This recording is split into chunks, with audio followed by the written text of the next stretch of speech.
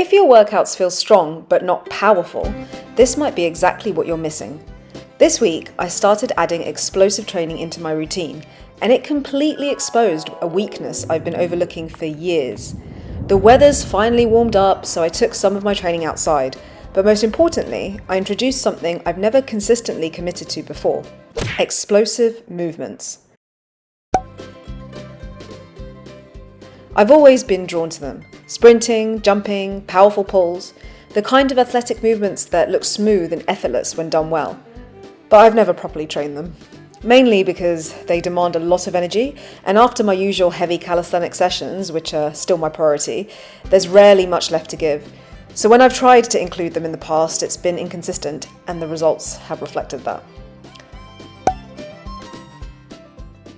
This week started off with a rest day. I had arranged to meet up with my family in a restaurant, but on the way there, I bought these little emergency chicken strips. They are delicious because I just couldn't contain my appetite. Typical Jade behaviour. I met up with my beautiful family and enjoyed some Iranian food consisting of colourful salads, chickens, rice, naan breads. Absolutely delicious. And then on my way back, I saw that this school had a little calisthenics area in the playground. That's so cool. But by the evening, I was itching to move. I got it in my head that I could attempt a press handstand, even though I had never done this before. The slippery floor and socks combo just got me excited.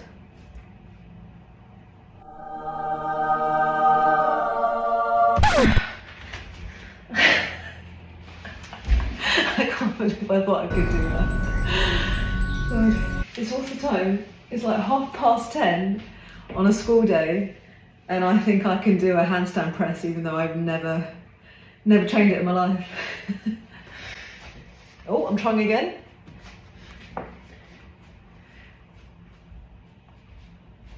Oh.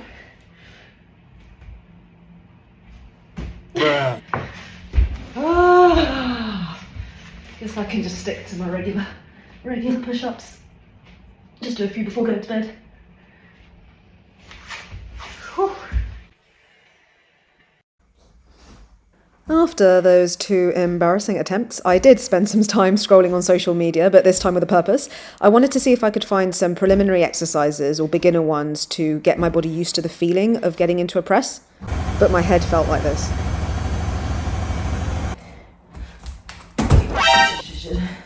It was actually much harder than it looks. I know it looks fairly simple, and you're probably thinking, just kick up a little bit more and you'll get a bit of momentum to stay vertically up there, but it's hard, guys. You should try this at home. Definitely try this at home.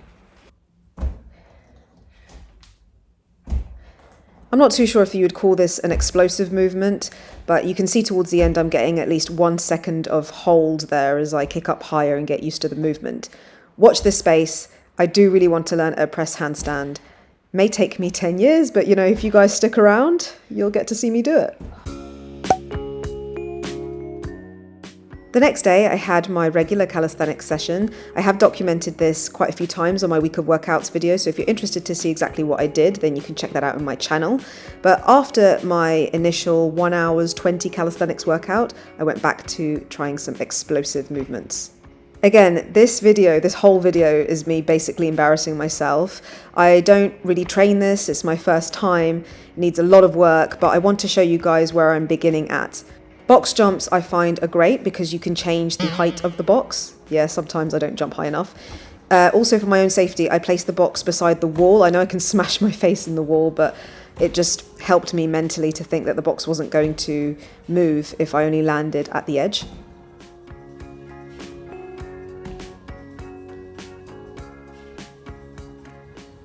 Right now, my reps are unstable. My form breaks down and the explosiveness just isn't there as yet.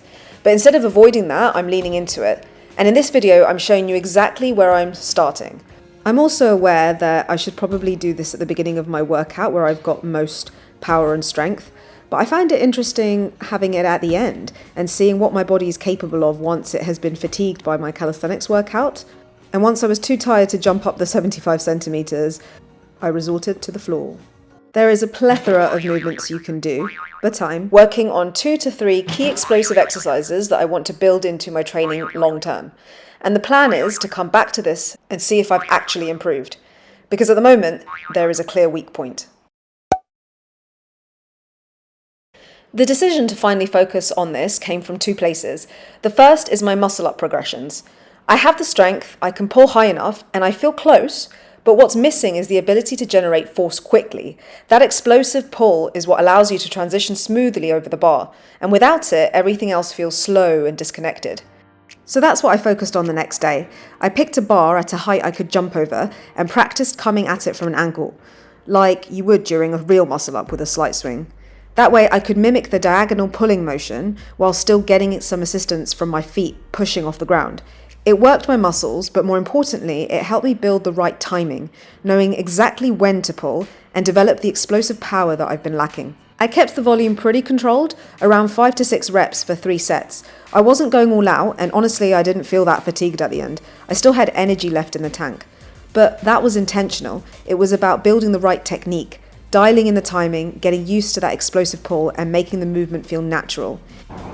It wasn't Saint-Tropez weather, but for me, this was nice and warm, so I decided to stay outside and practice my parallel handstands in the park. You know, manifesting that good weather. If I wear my typical Thailand backpacker pants, then of course the sun's going to shine. Not as beautiful as the Thailand sunsets, but we did get a nice 45 minutes of handstand training, where I got used to using the parallettes again, changing shapes with my legs, and simply enjoying what I was doing. There was no plan.